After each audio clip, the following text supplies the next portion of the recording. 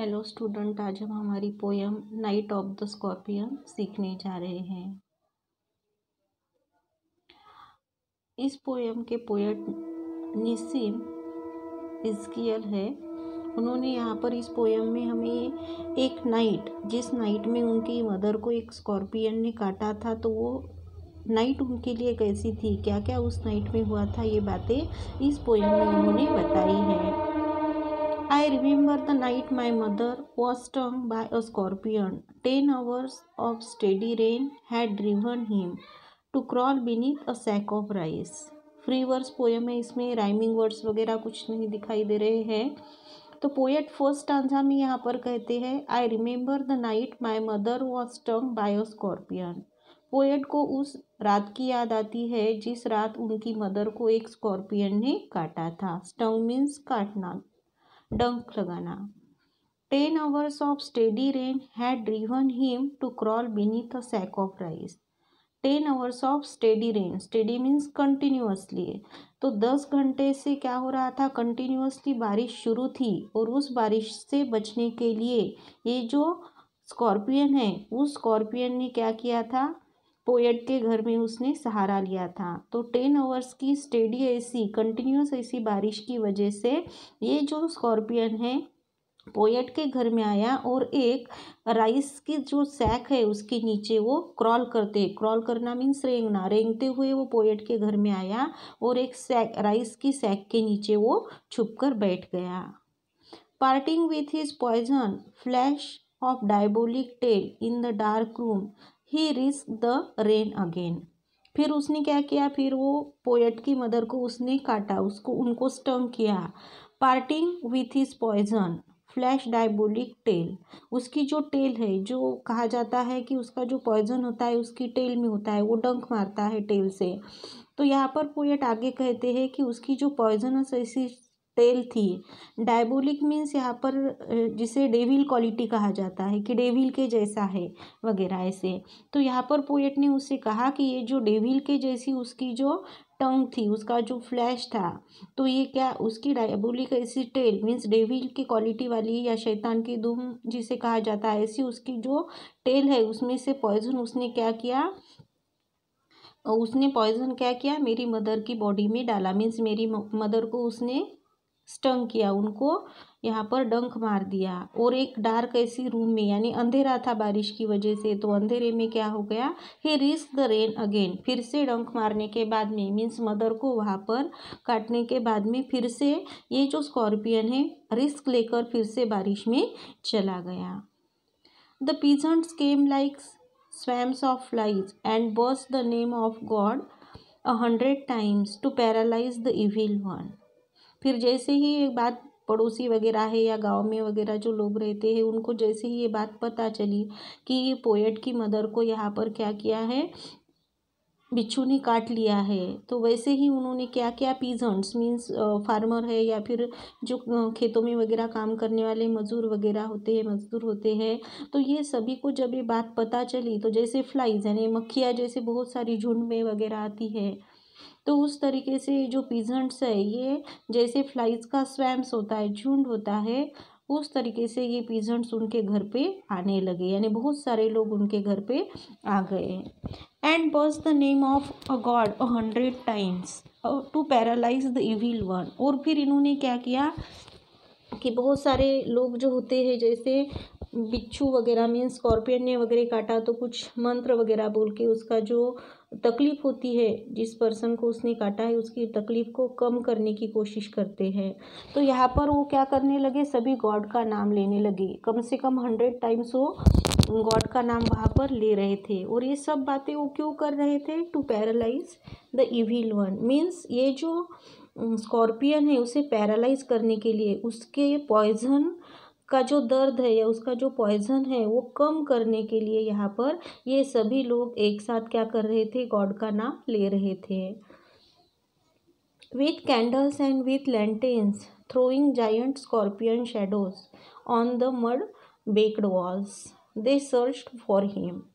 फिर यहाँ पर उन्होंने साथ में लाए थे, बारिश के दिन है, बहुत ज़्यादा 10 घंटों से यहाँ पर बारिश हो रही थी और लाइट भी नहीं होंगी उस गांव में बारिश की वजह से। तो बहुत सारे लोग जो आए थे, जितने लोग आए थे अपने साथ में कैंडल्स या फिर लैंटेन्स वो लेकर आए थे।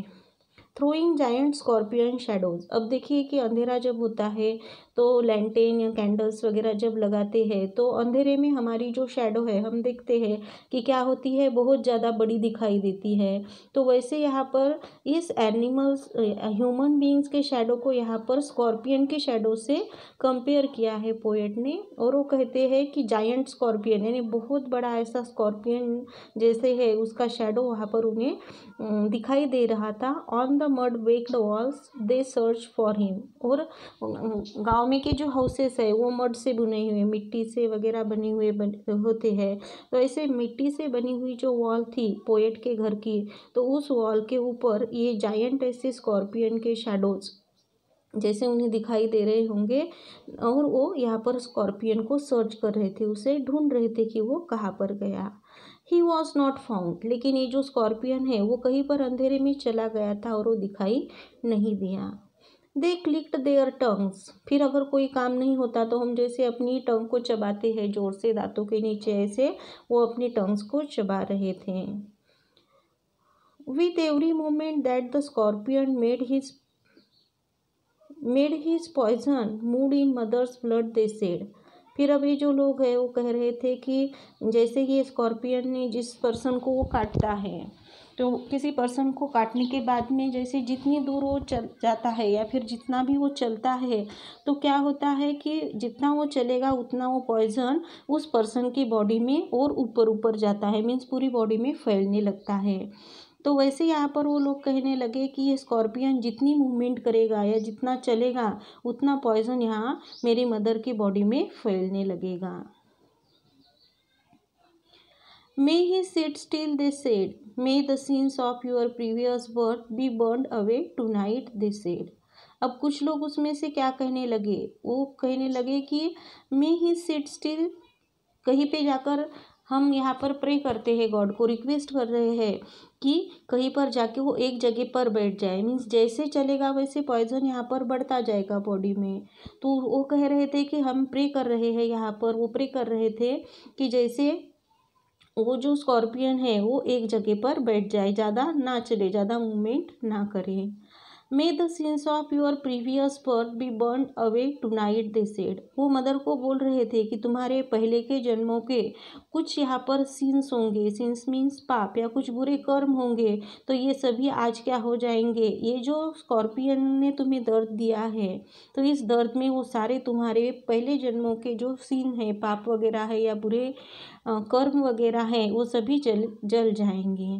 मे your suffering decrease the misfortunes of your next birth, they said. फिर कुछ लोग ऐसा भी कहने लगे कि शायद ये जो तुम्हें अभी तकलीफ़ हो रही है, तुम्हें अभी जो कुछ भी यहाँ पर दर्द हो रहा है, तो इस दर्द में शायद तुम्हारे आगे के नेक्स्ट बर्थ में, अगले जन्म में जो तुम्हारे मिसफॉर्चून्स यानी कि जो कुछ भी तुम्हारा बैड लक होगा वो सभी यहीं पर इस दर्द में, इस सफरिंग में ख़त्म हो जाए। May the son of all evil balance in this unreal world against the sum of good become diminished your by your pain. फिर वो आगे कह रहे हैं, कुछ लोग यहाँ पर कह रहे हैं कि sum of evil, the sum of evil balance in this unreal world, यानी कि कुछ अच्छे कर्म करें, बुरे कर्म अगर करते, इविल मीन्स कुछ बुरे कर्म करते हैं, तो क्या हो जाता है कि उन बुरे कर्मों के साथ अगर कुछ हमारे अच्छे कर्म भी होते हैं, कुछ अच्छे काम अगर हम करते हैं, तो उसकी वजह से क्या होता है, उन अच्छे कर्मों की वजह से ये जो अनरियल वर्ल्ड है, तो इस अनरियल वर्ल्ड में क्या होता है, अच्छे कर्म अगर हमारे ज़्यादा हो गए तो उसके सामने जो कुछ भी हमारे बुरे कर्म है वो वहाँ पर बैलेंस हो जाते हैं, मीन्स उसके लिए जो कोई भी सज़ा होती है वो सज़ा कम हो जाती है या नहीं मिलती है। Become diminish by your pain. तो ये यहाँ पर कह रहे हैं पोएट कोई मदर को कि तुम्हारे कुछ बुरे कर्म होंगे तो वो तुम्हारे अच्छे कर्मों की वजह से इस अनरियल वर्ल्ड में तुम्हें जो दर्द हो रहा है उस दर्द को वो ख़त्म कर दे। May the poison purify your flesh of desire. अब ये जो पॉइजन तुम्हारी बॉडी में गया हुआ है इस स्कॉर्पियन का, इसकी वजह से तुम्हारी डिज़ायर जो है, जो तुम्हारी आशा है, वो तुम्हारी आशाओं को प्यूरिफाई कर देगा।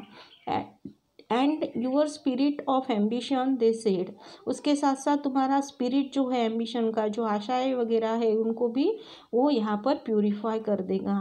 And they sat round on the floor with my mother in the centre, फिर मेरी मदर एक फ्लोर पे, ज़मीन पर सेंटर में मेरी मदर वहाँ पर लेटी हुई थी और सभी लोग उसके अराउंड बैठ गए।